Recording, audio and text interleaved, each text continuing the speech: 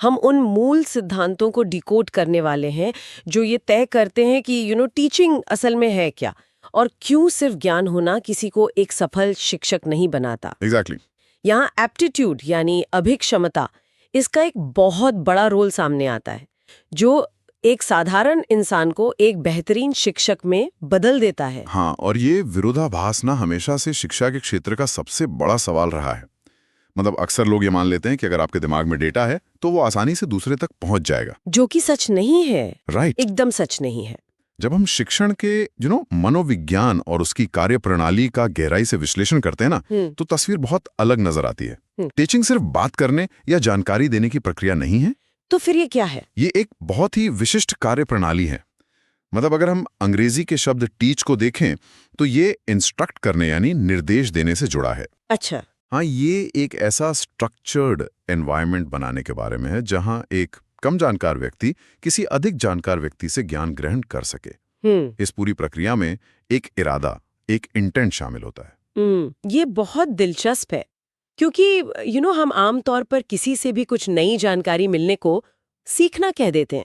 हाँ, हम अक्सर ऐसा करते हैं। मतलब अगर कोई रास्ते में चलते हुए मुझे किसी ऐतिहासिक इमारत के बारे में बता दे तो मैंने कुछ तो सीखा ही ना। लेकिन शायद उसे टीचिंग नहीं कहा जा सकता। बिल्कुल नहीं, वो टीचिंग नहीं है। तो अगर टीचिंग एक पूरी मेथोडोलॉजी है तो इसका ढांचा कैसे काम करता है? देखिए, इस ढांचे को समझने के लिए ना शिक्षण व्यवहार को 3 अलग-अलग स्तरों में बांटा गया है। अच्छा। हमारे सोर्सेज के हिसाब से सबसे बुनियादी स्तर है टीचिंग स्किल यानी शिक्षण कौशल। ओके। दूसरा है जनरल टीचिंग बिहेवियर या सामान्य शिक्षण व्यवहार। अच्छा। और तीसरा है स्पेसिफिक टीचिंग बिहेवियर यानी विशिष्ट शिक्षण व्यवहार। तो ये तीनों एक दूसरे से जुड़े हुए हैं? हाँ, ये तीनों एक दूसरे के ऊपर टिके हुए हैं, लेकिन सबसे महत्वपूर्ण और फाउंडेशनल जो स्तर है वो पहला स्तर है, टीचिंग स्किल वाला स्तर। एग्जैक्टली। पहले स्तर पर शिक्षण को कई छोटे-छोटे स्किल्स के एक समूह के रूप में देखा जाता है। ये वो कौशल हैं जो इंस्ट्रक्शनल ऑब्जेक्टिव्स को हासिल करने के लिए बहुत जरूरी हैं। एक सेकंड, इन इंस्ट्रक्शनल ऑब्जेक्टिव्स को थोड़ा और स्पष्ट करते हैं। मैं ये समझने की कोशिश कर रही हूँ कि क्या ये वो लक्ष्य है जो एक क्लास शुरू होने से पहले तय किए जाते हैं? हाँ, एकदम सही पकड़ा आपने। इंस्ट्रक्शनल ऑब्जेक्टिव्स का सीधा मतलब है वो स्पष्ट लक्ष्य जो एक शिक्षक ये तय करने के लिए बनाता है कि क्लास खत्म होने तक छात्र क्या करने में सक्षम होंगे। मतलब एक गोल सेट करना। राइट। उदाहरण के लिए एक लक्ष्य ये हो सकता है कि आज के इस सत्र के अंत तक छात्र प्रकाश संश्लेषण यानी फोटोसिंथेसिस की प्रक्रिया को अपने शब्दों में समझा सकेंगे। अच्छा, तो ये एक ऑब्जेक्टिव हो गया। हाँ, और टीचिंग स्किल वो तरीका है, वो रणनीति है जिसका इस्तेमाल करके शिक्षक छात्रों को उस लक्ष्य तक पहुंचाता है। अरे वाह, ये तो एक आर्किटेक्ट की तरह काम करने जैसा हुआ ना। आर्किटेक्ट? दिलचस्प है। कैसे? मतलब एक आर्किटेक्ट बिना सोचे समझे ईंटें या सीमेंट नहीं लगाता। उसके पास पहले से एक स्पष्ट ब्लूप्रिंट होता है जो हमारा ये इंस्ट्रक्शनल ऑब्जेक्टिव हो गया।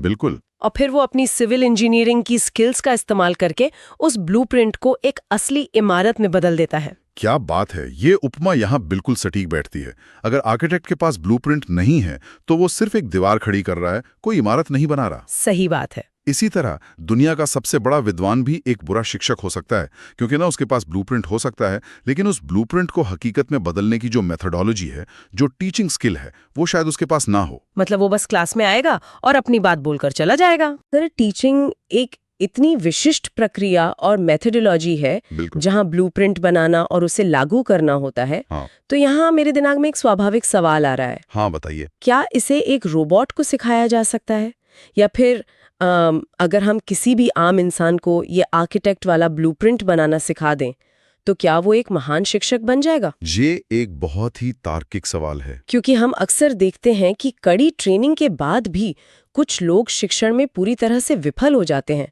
और मुझे लगता है कि ये हमें हमारे दूसरे बड़े विषय की ओर ले जाता है, एप्टीट्यूड या अभिक्षमता। बिल्कुल। अगर सिर्फ ट्रेनिंग और मेथोडोलॉजी सब कुछ होती ना, तो हर वो व्यक्ति जिसने टीचर ट्रेनिंग कोर्स किया है वो एक बेहतरीन शिक्षक होता। पर हकीकत में ऐसा तो नहीं होता। नहीं होता, क्योंकि यहाँ एप्टीट्यूड यानी अभिक्षमता का सिद्धांत सामने आता है। एप्टीट्यूड को लेकर सबसे बड़ी गलतफहमी ये है कि इसे अक्सर एबिलिटी यानी क्षमता या इंटरेस्ट यानी रुचि का पर्यायवाची मान लिया जाता है। हाँ, हम आम बोलचाल में इन्हें एक ही मानकर चलते हैं। राइट। जबकि मनोवैज्ञानिक दृष्टिकोण से ये तीनों बिल्कुल अलग-अलग चीजें हैं। तो फर्क क्या है इनमें? मतलब कोई कह सकता है कि मुझे इतिहास पढ़ने में रुचि है, इसलिए इतिहास पढ़ाने में मेरा एप्टीट्यूड बहुत अच्छा होगा। यहीं पर बुनियादी फर्क समझना जरूरी है। देखिए, इंटरेस्ट का मतलब है कि किसी को कोई काम करना पसंद है। एबिलिटी का मतलब है कि वो व्यक्ति आज इस वर्तमान समय में क्या करने में सक्षम है। ओके। एप्टीट्यूड इन दोनों से बहुत अलग और बहुत अधिक स्पेसिफिक होता है। उदाहरण के लिए मान लेते हैं कि एक व्यक्ति की वर्बल एबिलिटी यानी शब्दों और भाषा पर पकड़ बहुत अच्छी है, वो बहुत प्रभावी ढंग से बोल सकता है। तो इसका मतलब ये कतई नहीं है कि उस व्यक्ति का एप्टीट्यूड उन सभी पेशों के लिए होगा जहां बोलना जरूरी है। ओह, तो इसका मतलब है कि सिर्फ अच्छा बोलने का ये अर्थ नहीं है कि वो व्यक्ति एक बेहतरीन डिबेटर, एक शानदार रेडियो जॉकी और एक महान शिक्षक तीनों बन सकता है। एकदम सही। हो सकता है उसका एप्टीट्यूड सिर्फ एक मंच से भाषण देने के लिए हो, लेकिन एक क्लासरूम में छोटे बच्चों के साथ संवाद करने या वन-ऑन-वन काउंसलिंग करने के लिए उसका एप्टीट्यूड बिल्कुल शून्य हो। एग्जैक्टली। हालांकि इन सभी कामों में भाषा का इस्तेमाल हो रहा है। इस अंतर को समझना बहुत जरूरी है। एप्टीट्यूड बहुत ही सीमित और विशिष्ट दायरे में काम करता है। हमारे सोर्सेज में मनोवैज्ञानिक बिंगम का जिक्र है, जिन्होंने 1937 में इसकी एक बहुत ही गहरी परिभाषा दी थी। अच्छा, उन्होंने क्या कहा था? उनके अनुसार एप्टीट्यूड एक व्यक्ति की उन सभी विशेषताओं की वर्तमान स्थिति है जो ये इशारा करती हैं कि भविष्य में अगर इस व्यक्ति को सही प्रशिक्षण दिया जाए तो वो कोई विशिष्ट ज्ञान या कौशल कितनी अच्छी तरह सीख पाएगा। मतलब ये फ्यूचर की भविष्यवाणी है एक तरह से। हाँ, ये वर्तमान में भविष्य की संभावनाओं का एक सूचक है। और सबसे खास बात यह है कि एप्टीट्यूड पूरी तरह से सीखा नहीं जाता। वेट, क्या मतलब? मतलब ये आंशिक रूप से जन्मजात होता है।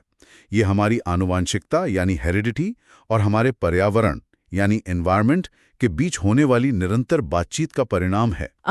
आनुवांशिकता और पर्यावरण का ये तालमेल मुझे सोचने पर मजबूर कर रहा है। ये तो ऐसा है जैसे कोई बहुत उच्च गुणवत्ता वाला बीज हो। बहुत अच्छी एनालॉजी है, बताइए। वो बीज हमारी जन्मजात क्षमता यानी हेरिडिटी है। उस बीज के अंदर एक विशाल पेड़ बनने की पूरी संभावना मौजूद है, लेकिन अगर उस बीज को उपजाऊ मिट्टी, सही मात्रा में पानी और धूप न मिले, मेरा मतलब है सही पर्यावरण और ट्रेनिंग न मिले, तो वो कभी भी एक पेड़ में नहीं बदल पाएगा। बिल्कुल। और दूसरी तरफ अगर बीज ही खराब है तो चाहे आप दुनिया की सबसे अच्छी मिट्टी और पानी दे दें, कोई परिणाम नहीं मिलेगा। ये बीज और मिट्टी की उपमा इस पूरे कॉन्सेप्ट को बहुत स्पष्ट कर देती है। एप्टीट्यूड वही बीज है जो भविष्य की फिटनेस और सूटेबिलिटी का वादा करता है। राइट। इसमें केवल एक चीज शामिल नहीं होती। ये व्यक्ति की बुद्धिमत्ता, उसका व्यक्तित्व, उसकी रुचियां और उसके विशेष कौशल, इन सभी का एक मिला-जुला पैकेज है। तो जब कोई शिक्षण संस्थान किसी उम्मीदवार का एप्टीट्यूड टेस्ट लेता है तो वो क्या देख रहे होते हैं? वो ये नहीं देख रहे होते कि उम्मीदवार को आज कितना आता है। वे ये देख रहे होते हैं कि अगर इसे कल को एक क्लासरूम की चुनौतियों का सामना करने की ट्रेनिंग दी जाए तो इसके सफल होने की संभावना कितनी ठोस है। Make sense. पर अगर एप्टीट्यूड भविष्य की संभावनाओं और किसी काम के प्रति हमारी सूटेबिलिटी के बारे में है, तो यहाँ एक मनोवैज्ञानिक पहलू भी जुड़ जाता है। कैसा पहलू? इंसान का सोचने का तरीका, उसका नजरिया, ये सब कैसे उसके सीखने की क्षमता को प्रभावित करता है। मतलब हमने अभी बीज की बात की, लेकिन क्या कोई ऐसी चीज है जो उस मिट्टी को ही जहरीला बना देती है? क्षमता के बीच एक बहुत ही गहरी लकीर खींची गई है। बिल्कुल। और मानसिकता का ये पहलू ना किसी भी प्रकार के एप्टीट्यूड का सबसे बड़ा निर्धारक होता है।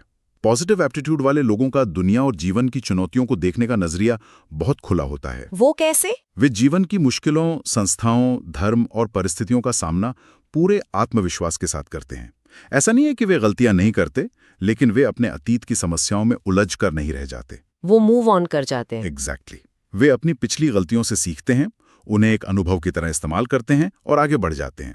ये मानसिकता उन्हें किसी भी नई ट्रेनिंग या कौशल को ग्रहण करने के लिए मनोवैज्ञानिक रूप से तैयार रखती है। लेकिन जब हम नेगेटिव एप्टीट्यूड की बात करते हैं तो परिभाषा बहुत सख्त हो जाती है सोर्स में। हाँ, काफी सख्त है। नकारात्मक अभिक्षमता वाले लोगों के समाज, धर्म, राजनीति और समुदाय के प्रति विचार हमेशा नकारात्मक होते हैं। यहाँ मैं एक सवाल उठाना चाहूंगी। बिल्कुल, पूछिए। क्या राजनीति, धर्म या समाज की आलोचना करना कुशाग्र बुद्धि या क्रिटिकल थिंकिंग की निशानी नहीं है? मतलब एक बुद्धिमान इंसान तो समाज की कमियों को देखेगा ही ना। सही बात है। तो फिर इसे नेगेटिव एप्टीट्यूड कहकर ये क्यों माना जा रहा है कि ये इंसान को कुछ भी नया सीखने से रोक देगा? ये एक बहुत ही बारीक और महत्वपूर्ण अंतर है यहाँ पर। यहाँ क्रिटिकल थिंकिंग या स्वस्थ आलोचना को नकारा नहीं जा रहा है। अच्छा। स्वस्थ आलोचना में इंसान समस्या को देखता है और उसे सुधारने के तरीके पर विचार करता है। लेकिन जिस नेगेटिव एप्टीट्यूड की बात सोर्स में हो रही है ना, वो एक पुरानी और गहरी कुंठा है, एक पैरालाइजिंग सिनिसिज्म है। कुंठा मतलब फ्रस्ट्रेशन। हाँ, जब कोई व्यक्ति लगातार समाज, राजनीति या अपने समुदाय के हर एक पहलू में सिर्फ बुराई ही देखता है, तो मनोवैज्ञानिक स्तर पर यह दर्शाता है कि उस व्यक्ति के अंदर सेल्फ स्टीम यानी आत्मसम्मान की भारी कमी है। ओह, तो ये बाहर की दुनिया की आलोचना नहीं है, बल्कि अंदर की किसी कमी का बाहर निकलना है, एक तरह का प्रोजेक्शन है। एकदम सही शब्द इस्तेमाल किया आपने, प्रोजेक्शन। आत्मसम्मान की कमी और हर चीज में बुराई देखने की ये जो आदत है ना, ये इंसान को एक लगातार रक्षात्मक यानी डिफेंसिव स्थिति में रखती है। उसे लगता होगा कि सब उसके खिलाफ है। एग्जैक्टली। ऐसे व्यक्ति को लगता है कि पूरी दुनिया, पूरी व्यवस्था उसके खिलाफ है। जब दिमाग इस तरह के भय और विश्वास में फंसा होता है, तो वो नई जानकारी ग्रहण करने के लिए अपनी खिड़कियां ही बंद कर लेता है। बाप रे। इसका सीधा असर व्यक्ति की थिंकिंग प्रोसीजर्स यानी सोचने की प्रक्रिया पर पड़ता है। जब दिमाग समाधान खोजने के बजाय सिर्फ शिकायत करने का आदी हो जाता है, तो आप ऐसे इंसान को दुनिया की सबसे बेहतरीन टीचर ट्रेनिंग भी दे दें, वो असर नहीं करेगी, क्योंकि उसका वर्ल्ड व्यू ही ब्लॉक हो चुका है। बिल्कुल।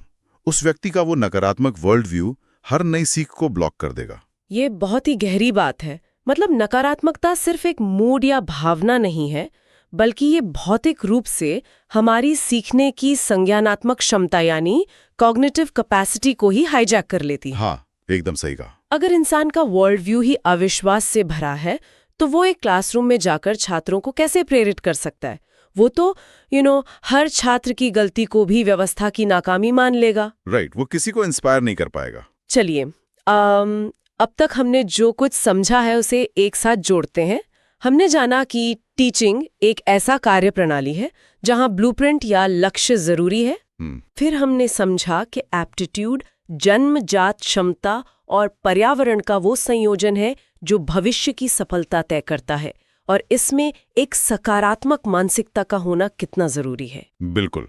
अब जब हम इन दोनों को मिलाते हैं, तो टीचिंग एप्टीट्यूड या शिक्षण अभिक्षमता का पूरा चित्र कैसे उभर कर आता है? देखिए, जब ये दोनों अवधारणाएं मिलती है ना, तो टीचिंग एप्टीट्यूड एक बहुत ही स्पष्ट मानक बन जाता है। ओके। ये इस बात का पैमाना है कि कोई व्यक्ति शिक्षक शिक्षा यानी टीचर एजुकेशन, चाहे वो औपचारिक हो या अनौपचारिक, वो प्राप्त करके उसमें कितनी कुशलता हासिल कर सकता है। मतलब ये भविष्यवाणी करता है। हाँ, आसान शब्दों में कहें तो ये भविष्य में शिक्षण के क्षेत्र में उस व्यक्ति की सफलता की भविष्यवाणी करता है। और ये भविष्यवाणी हवा में नहीं होती। तो किस बेसिस पर होती है? ये व्यक्ति के व्यक्तिगत लक्षणों यानी पर्सनल ट्रेट्स, उसकी बुद्धि, इंटेलेक्ट और उसके स्वभाव यानी टेम्परामेंट पर बहुत गहराई से निर्भर करती है। तो शिक्षण के लिए जो सबसे सफल कॉम्बिनेशन बताया जाता है, उसमें 3 मुख्य तत्व होते हैं, राइट? हाँ, 3 तत्व होते हैं। नॉलेज यानी ज्ञान, कम्युनिकेशन स्किल्स यानी संचार कौशल, और एप्टीट्यूड यानी अभिक्षमता। एग्जैक्टली। अगर हम इसे एक कंप्यूटर सिस्टम की उपमा से समझें, तो ये मुझे लगता है और भी साफ हो जाता है। मान लेते हैं कि नॉलेज उस कंप्यूटर की हार्ड ड्राइव है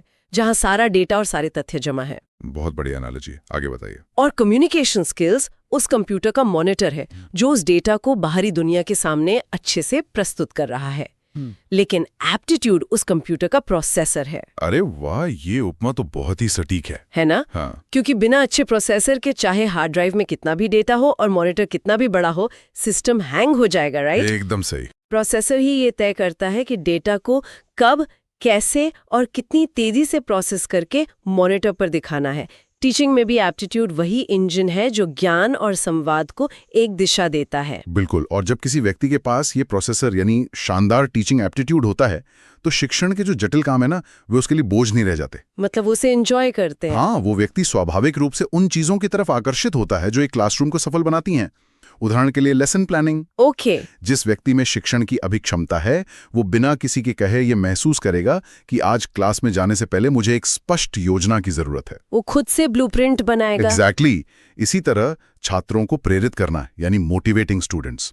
वो शिक्षक समझता है कि सिर्फ तथ्य बता देना काफी नहीं है, छात्रों के अंदर सीखने की भूख पैदा करनी होगी। इसके अलावा ये भी जांचना कि छात्र सीख रहे हैं या नहीं, जिसे हम मूल्यांकन या इवैल्यूएशन कहते हैं। मुझे लगता है एक अच्छे एप्टीट्यूड वाला शिक्षक सिर्फ पढ़ाकर नहीं छोड़ देता, वो एक फीडबैक लूप बनाता है। हाँ। शिक्षण, अधिगम रणनीतियां या टीचिंग लर्निंग स्ट्रैटेजीज विकसित करना और व्यापक मूल्यांकन करना, ये सारे काम एक आम इंसान को बहुत उबाऊ या मुश्किल लग सकते हैं। सच में बहुत थकाने वाले काम है ये। लेकिन टीचिंग एप्टीट्यूड वाला व्यक्ति इन्हें बहुत स्वाभाविक रूप से एक प्रवाह में करता है। हाँ। क्योंकि उसका स्वभाव ही इसी तरह के काम के लिए बना है। उसकी सकारात्मक मानसिकता उसे छात्रों के साथ एक बहुत ही प्रभावी संचार स्थापित करने में मदद करती है, जहां छात्र सवाल पूछने में डरते नहीं हैं। वाओ। इस पूरी चर्चा ने सच कहूं तो शिक्षण को देखने का मेरा नजरिया ही बदल दिया है। मुझे भी लगता है कि ये बहुत इंसाइटफुल डिस्कशन रहा है। हाँ, हमने ये डिकोड किया कि ज्ञान और शिक्षण एक चीज नहीं है। शिक्षण के लिए स्पष्ट लक्ष्यों का होना जरूरी है। बिल्कुल। फिर हमने समझा कि किसी में भी ये क्षमता थोपी नहीं जा सकती, क्योंकि एप्टीट्यूड वो बीज है जो भविष्य की सफलता का संकेत देता है, बशर्ते उसे सही पर्यावरण मिले। राइट। और सबसे बड़ी बात, नकारात्मक सोच या कम आत्मसम्मान कैसे सीखने के दरवाजे हमेशा के लिए बंद कर देता है। वो नेगेटिव एप्टीट्यूड वाला पार्ट तो बहुत ही क्रूशल था। हाँ, और अंततः ज्ञान की हार्ड ड्राइव, संचार के मॉनिटर और एप्टीट्यूड के प्रोसेसर का सही मेल ही किसी को एक महान शिक्षक बनाता है। और ये जानकारी ना सिर्फ स्कूलों या कॉलेजों तक सीमित नहीं है। सही कहा। हम सभी अपने जीवन में कभी ना कभी किसी ना किसी को कुछ सिखा रहे होते हैं, चाहे ऑफिस में किसी नए कर्मचारी को काम समझाना हो या घर पर किसी बच्चे को कोई नई चीज सिखाना हो। हर जगह टीचिंग है। बिल्कुल। इस पूरी प्रक्रिया के पीछे के मनोविज्ञान को समझना हम सभी के लिए बहुत प्रासंगिक है। ये सच है, जब हम अपनी खुद की क्षमताओं और मानसिकता को इस नजरिए से देखते हैं ना, तो हम न सिर्फ बेहतर तरीके से सिखा पाते हैं, बल्कि खुद भी बेहतर तरीके से सीख पाते हैं।